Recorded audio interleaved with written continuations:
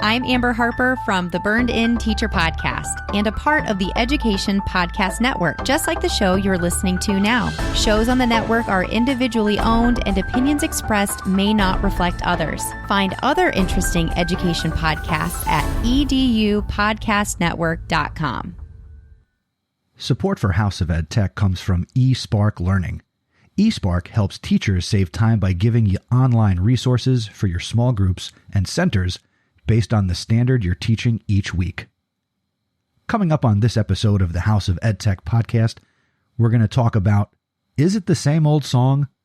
I've got a quick and easy SEL resource, and we're going to talk about how to increase student engagement. Strike up the band.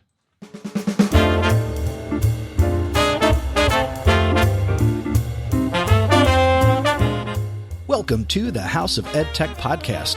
I am your host, Chris Nesi. The House of Ed Tech explores how technology is changing the way teachers teach and the impact that technology is having in education. I discuss technology that is changing our classrooms and schools, and I share tools and tips that you can hear today and use tomorrow. You're going to hear the stories of teachers, leaders, and creators just like you. The purpose? Whether you use it or not, technology is changing the way you teach and how your students learn.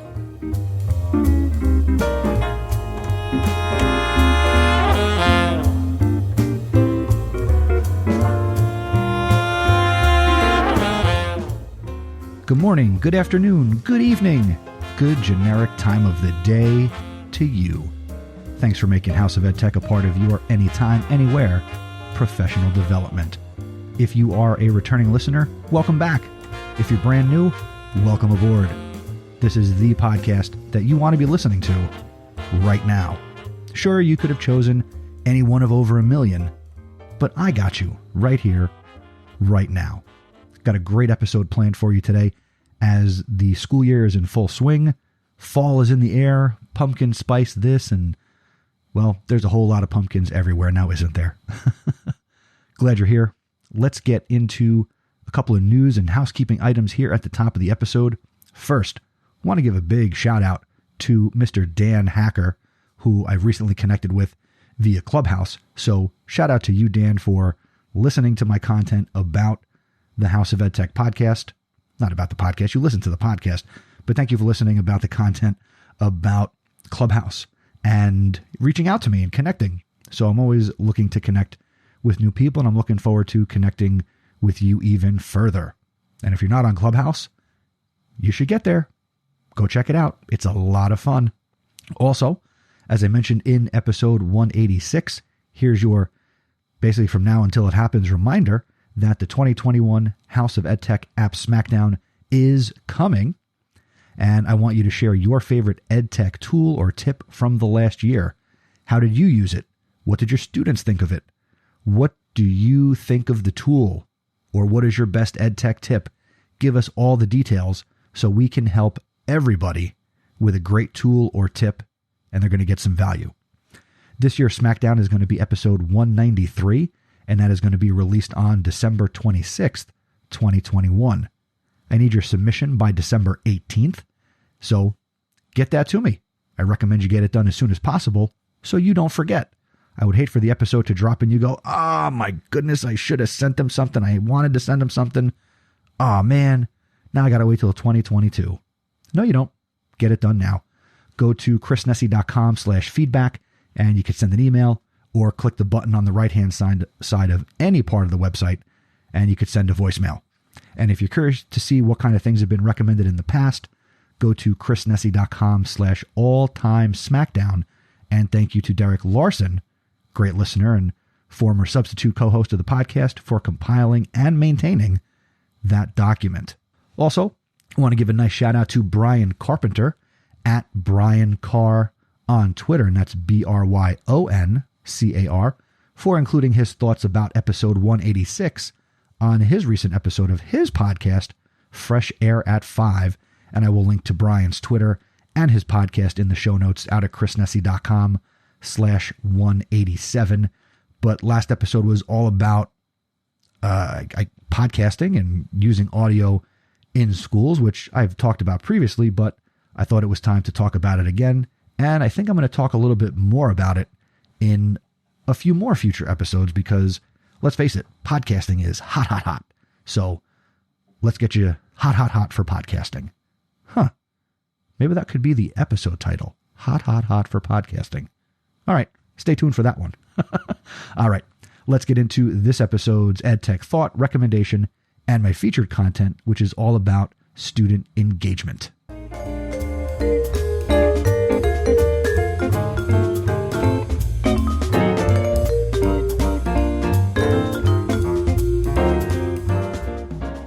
This episode's EdTech Thought, I am asking a question.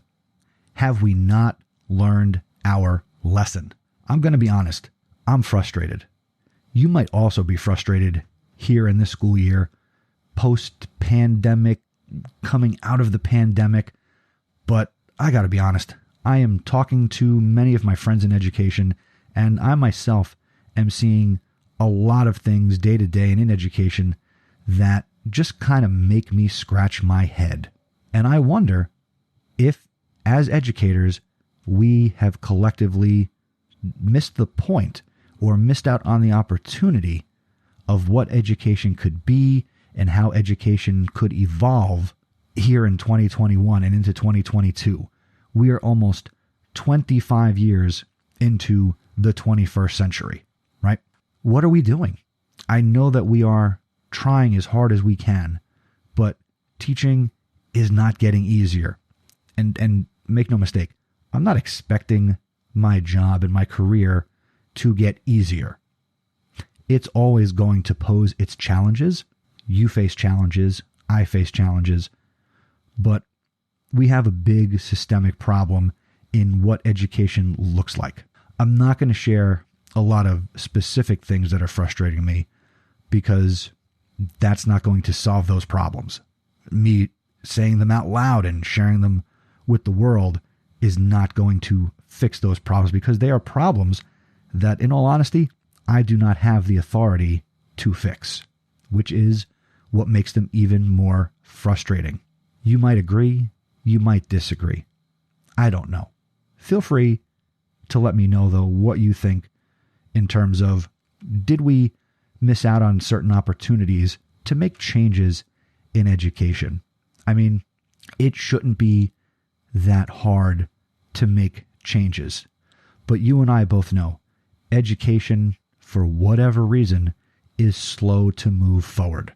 I mean, the reality is we still have classrooms here in 2021 that look like they are classrooms in 1921, 1951. You know, we still have inequity in our schools. We still have students that are experiencing disadvantages and don't have the same opportunities as other students. A lot of educators talk a good game. A lot of educational leaders talk a good game. But where is the change? I'm just frustrated. I'm working hard every day. I'm going to continue to work hard every day. But it's frustrating and it's draining when I know I want to try things. And believe me, within my limits, I am trying things. And I'm sure that you are too. And if you're not, give it a shot. At this point, what have we got to lose? Right? So I would encourage you, along with me, to continue doing these things, to continue to try, and where possible, make suggestions. Share your ideas. You never know. If we keep things in our head and we don't put the problems out there to potential problem solvers, then I think there's a saying that if you don't ask, it's always no, right? So that's kind of where I'm at, and I just wanted to use this portion of the episode to kind of brain dump that out there, and I'm certainly open to continuing the dialogue and talking about this. So feel free to start or continue the conversation via Twitter or email me feedback@chrisnessy.com. And together, we are better. So we can certainly get through this, you and I, together. So let's continue the conversation. And if I'm off base or if there is a perspective that I'm not totally seeing, please help me. I've helped you for 186 and now into 187 episodes. So certainly I welcome the feedback and the help for myself as well. And that's my EdTech thought.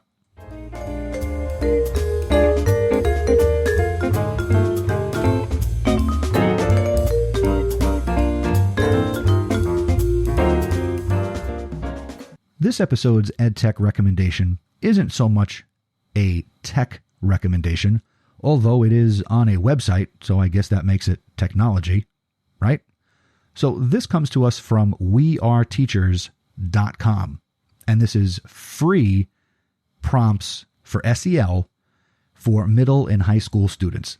I'm going to include a link to this very simply in the show notes out at chrisnessy.com/187, where you can get these 50 free SEL prompts for your middle and high school students.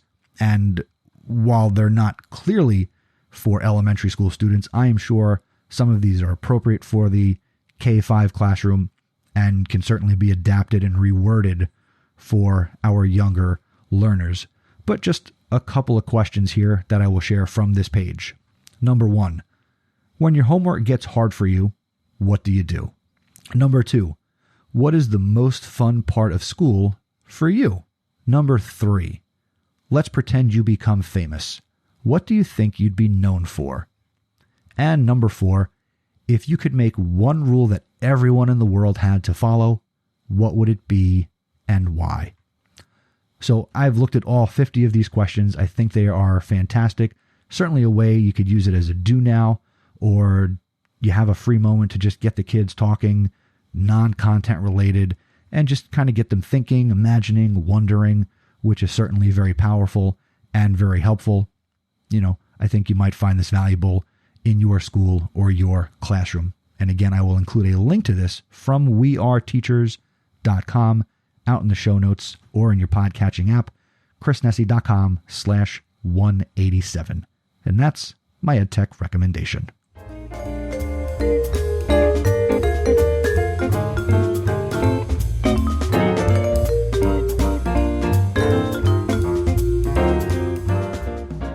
For the majority of this episode, I want to focus on student engagement and how we can increase student engagement, things that we can consider when we are designing our lessons, and how we can get students more involved behaviorally, emotionally, and of course, cognitively, right?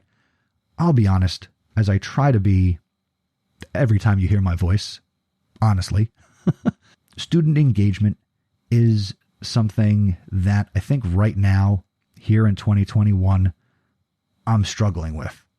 Do I have my students' attention here 1 month into the school year? Yes. I'm dynamic. My student teacher has a personality. I have a personality.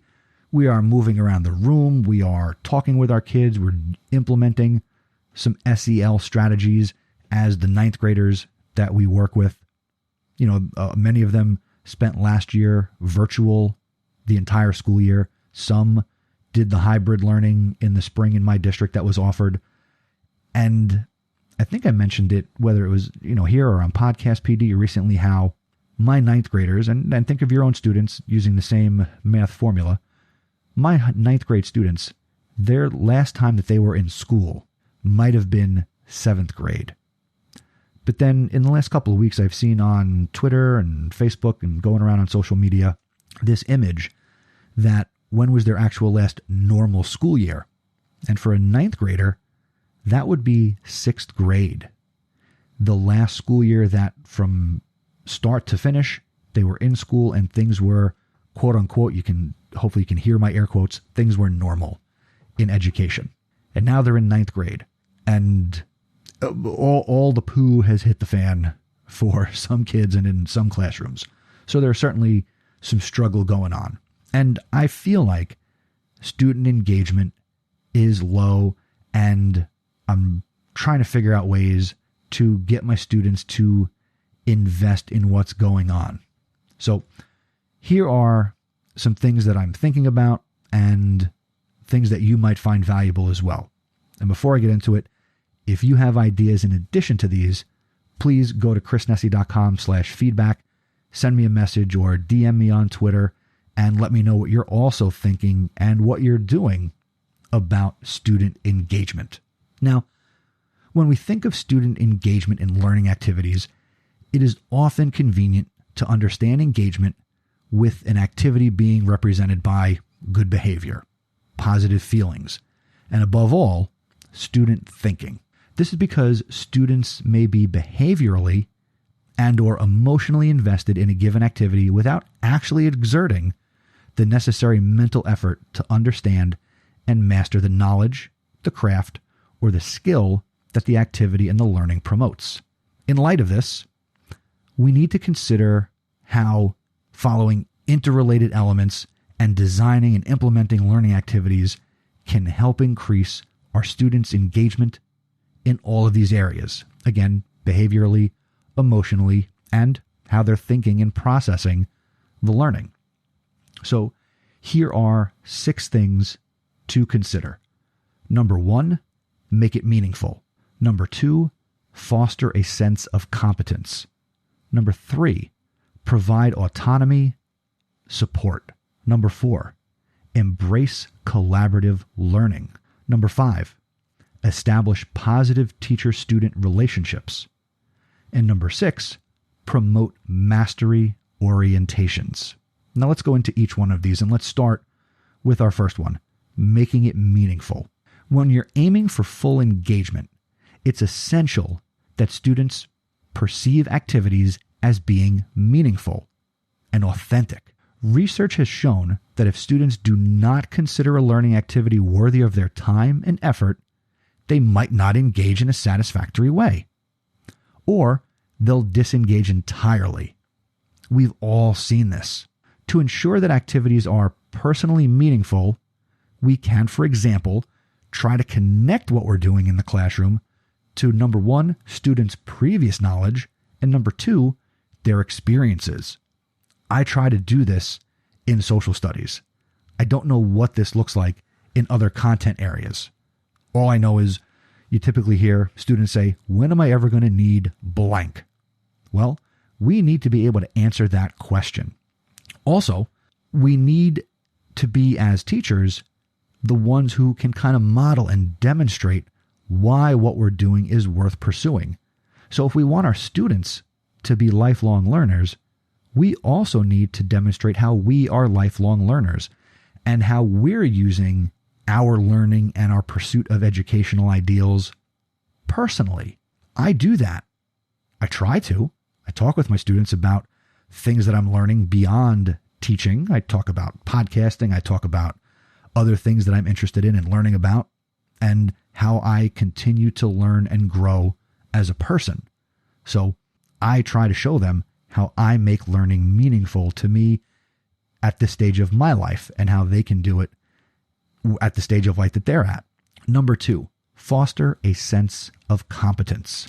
The notion of competence may be understood as a student's ongoing personal evaluation of whether they can succeed in a learning activity or a challenge. They're thinking, can I do this? Effectively performing an activity can positively impact subsequent engagement. Success breeds success. To strengthen our students' sense of competence in learning activities, assigned activities should and could do the following: be only slightly beyond their current level. Number 2, make the student demonstrate understanding throughout the activity. Number 3, show peer coping models and peer mastery models. Show students who try and succeed at the activity. What does that look like? Think of it like each one, teach one. And number 4, include feedback that helps your students make progress. How do I try to do this in my classroom? I'm doing project-based learning. I'm doing DBQs. So everything that I'm asking my students to do, I have to provide them a lot of feedback. I have to conference with them one-on-one or in small group settings where I can go over with them what they're doing well and where they can improve, so they understand the journey that they're on and how they can get from point A to point B and point C. And if they got to double back, or, how are they going to keep going through something, they need to understand and have that continuous feedback coming at them. So that's what I'm trying. Number 3, provide autonomy support. We can look at autonomy support as nurturing the student's sense of control over their behaviors and their goals. When we relinquish control without losing power to the students, again, we are authority figures in our classrooms. When we do this, rather than promoting compliance, right, that's important, student engagement levels are probably going to increase. Autonomy support can be implemented in a couple of ways. Number 1, welcome your students' opinions and ideas into what you're doing in the classroom. Number 2, using informational, non-controlling language with the students. If you or someone you know is still using the phrase, "because I said so," you need to look in the mirror and reevaluate how you are managing and leading young people. And number 3, giving the students the time they need to understand and absorb an activity by themselves. Yes, we have curriculums, we have our pacing guides, but we do need to make a conscious effort to provide students with time with the content, the material, the activity.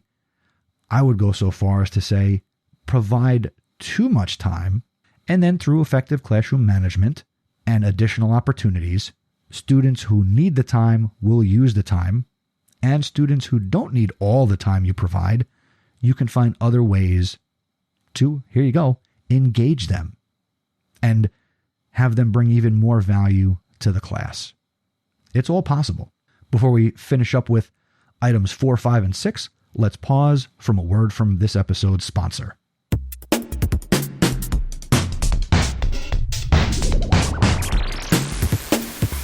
With eSpark, join over 300,000 teachers and over 1 million students around the world using eSpark to help close the gap this school year.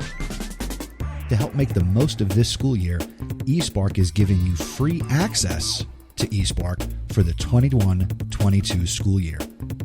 With eSpark, you can identify learning gaps and monitor growth with email alerts and a variety of reports. eSpark provides small group resources leveled for your students. With standards-based games, videos, and digital activities, students work independently to succeed at their own level and their own pace, which can engage students and improve instructional outcomes. Once you sign up, you can get started in 4 easy steps. First, pick a math or reading standard. Number 2, select your grade. Number 3, pick groups in your class and select their learning levels. Step 4, get leveled resources for your groups. Get started today for free by visiting chrisnessy.com/eSpark. And thank you to eSpark for supporting the House of Ed Tech.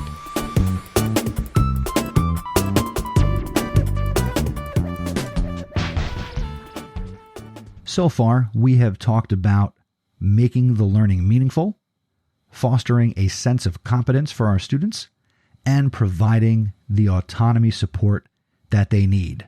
Number 4, embrace collaborative learning. Collaborative learning is another powerful facilitator of engagement in learning activities. When students work effectively with others, and when they're learning how to work effectively with others, their engagement may be amplified as a result, mostly due to experiencing a sense of connection to other people during these activities. And this is going to be very crucial to what I'm doing this year as students are returning from pandemic, virtual, hybrid, in-person, remote learning. All right. So connecting and helping them get reacclimated into what it means to collaborate and communicate with other people is very important. There's a lot of strategies that can be implemented to ensure that students know how to communicate and behave in this collaborative setting. We as teachers need to be modeling this. Modeling is a very effective method, meaning we need to show students how to collaborate or talk about how we collaborate with other people. With my 9th grade students, that's me talking about how I can produce podcasts with people who I do not work with, and how I can interview people who are not in the same room with me, or how I collaborate with my colleagues that I could see in the school building, but how we use the digital tools that they also have access to for collaboration. Now, when you're doing this, we do want to avoid homogenous groups and, grouping by ability, but we're at the start of the school year. You don't know your kids, and it's going to take time to get those groups worked out. And sometimes you need to let the kids pick their own groups because that's what's going to make them most comfortable. It's kind of this area that I'm calling that exists, this gray area, right? There's so much gray in our lives. I think there's something like 50 shades or something like that. So we need to provide these environments for kids to be able to learn to collaborate and develop that skill.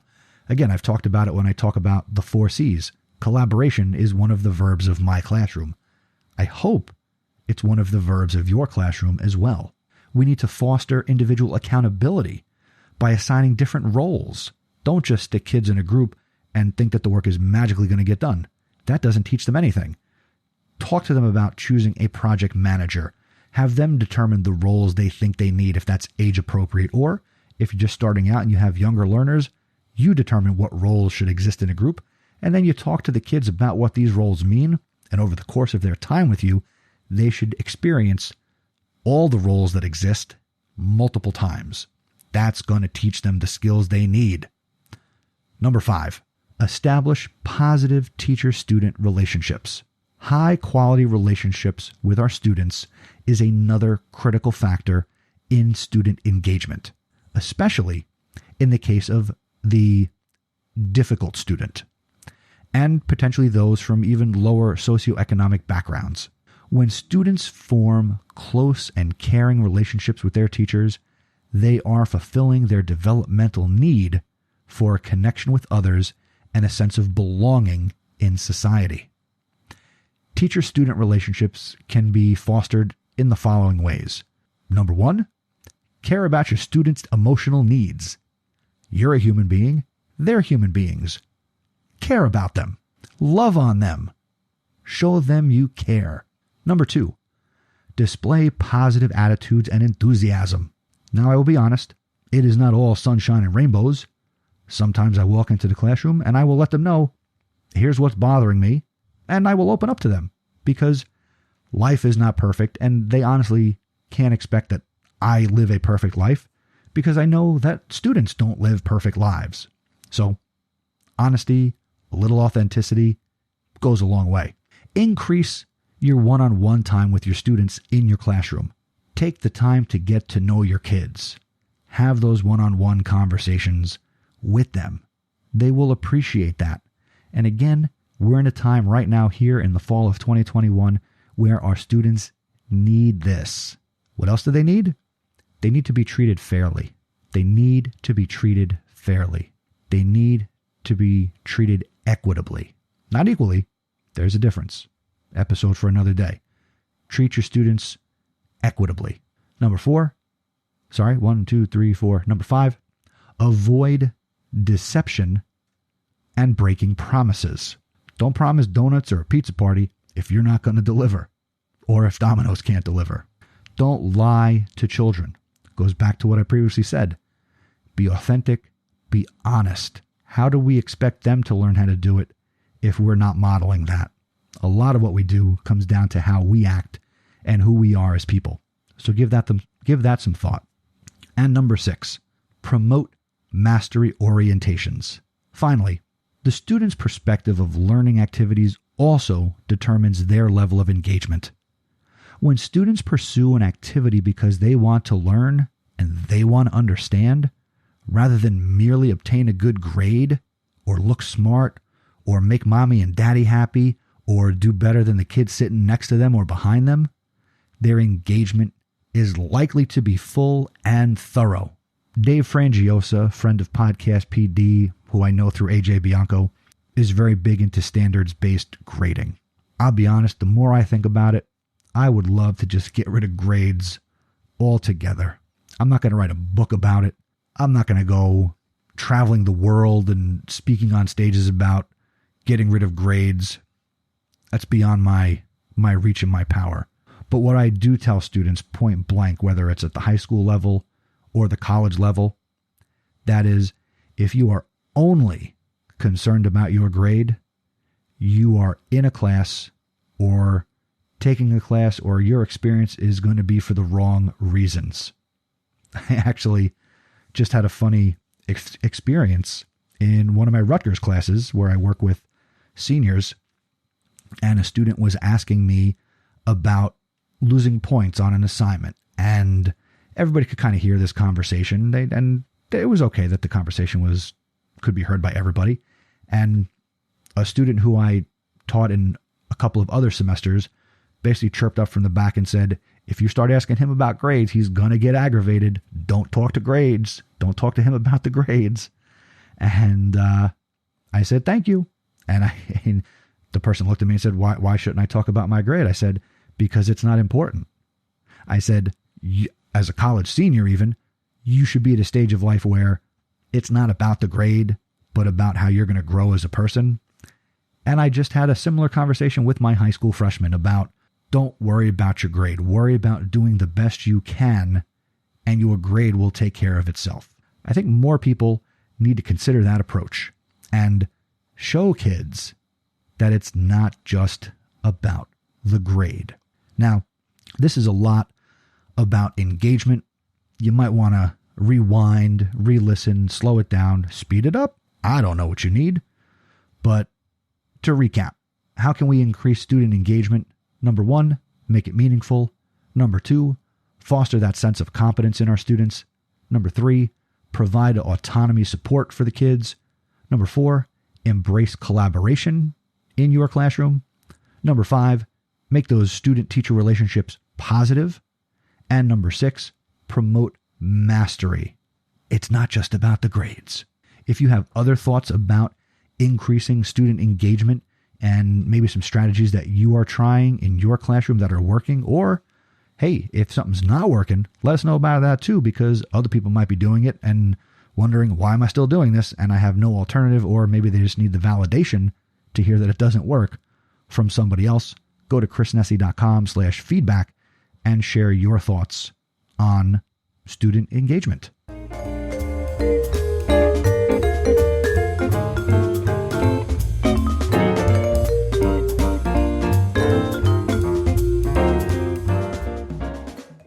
Before I say goodbye for this episode, we have Just Give It a Try, and I've got the October question of the month, which we talked about through a couple episodes in September.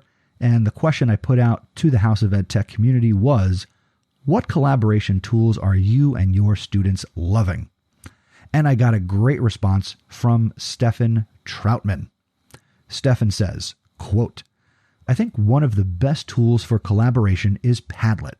Not only because it is a powerful cross-platform tool, but also because its flexibility allows students and teachers to collaborate in the process of learning, rather than on the product. As an instructional technology coach, one of the most common questions I get is something about how to use technology to prevent students from cheating. My favorite, and I think the most appropriate approach to this, is not to use technology to put students in a secure box, but rather to leverage the tech to open the world to students, to give them tasks that are impossible to cheat on because they are using technology to create a unique product and engage in authentic learning experiences. This is where Padlet comes in.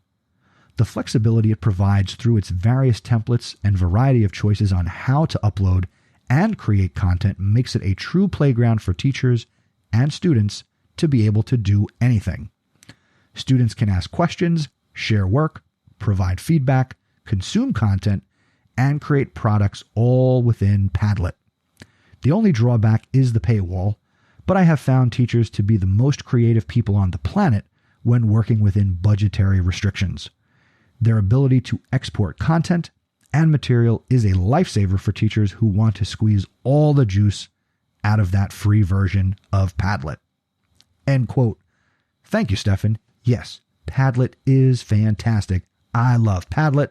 I don't like their paywall, but I love Padlet. And thank you, Stefan, for submitting your response to the October question. Now, here's the question for the month of November. What are you thankful for in life, in your career? Share your thoughts with me by Friday, October 29th, 2021, and I will include the responses that I get in episode 189, which is going to be released on November 7th. So I look forward to that.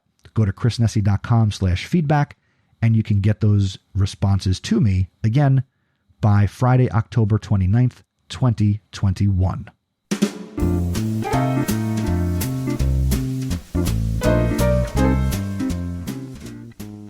Thanks for listening to episode 187 of the House of EdTech podcast. Special thanks to this episode's sponsor, eSpark Learning.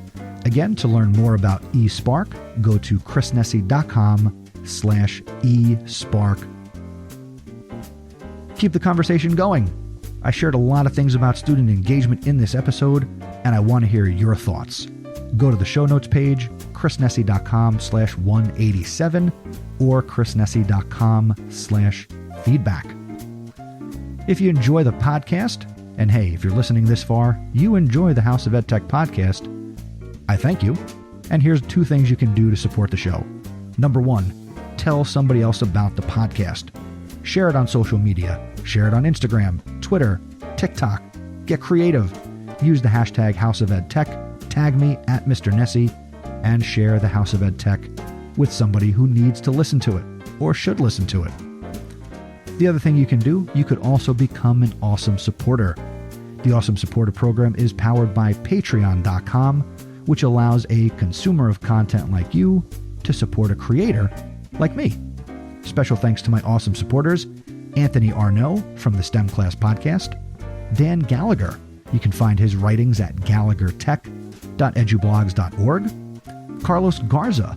He hosts the Aced Tech Podcast. You can find Mr. G at aced.tech. Thank you to Peggy George. She is at pgeorge on Twitter. Jeff Herb. Find him on Twitter at Jeff Herb. Mike Messner. Find him on Twitter at Messner_Mike. Matt Miller from Ditch That Textbook. Go to ditchthattextbook.com. Thank you to JP Prezavento. He hosts the Bits and Bytes of Education podcast, and you can find everything he's doing on his website, jpprez.com. Thank you to Patty Reefus. She is at PGR Teaches on Twitter. Thank you to Lori Simpson at North L Simpson. And of course, Kyle Wilcox. Thank you, Kyle. He is at he is at Level Up EdTech on Twitter. Thank you to all of you, and there's always room for more people to support the show. Simply go to chrisnessy.com/awesome. The next episode of the House of EdTech will be episode 188, and it's going to come your way on October 17th, 2021. Look forward to releasing that episode, continuing through the fall, and helping you on your EdTech journey. Until next time, thank you for learning with me, and remember, using technology isn't difficult. Just give it a try.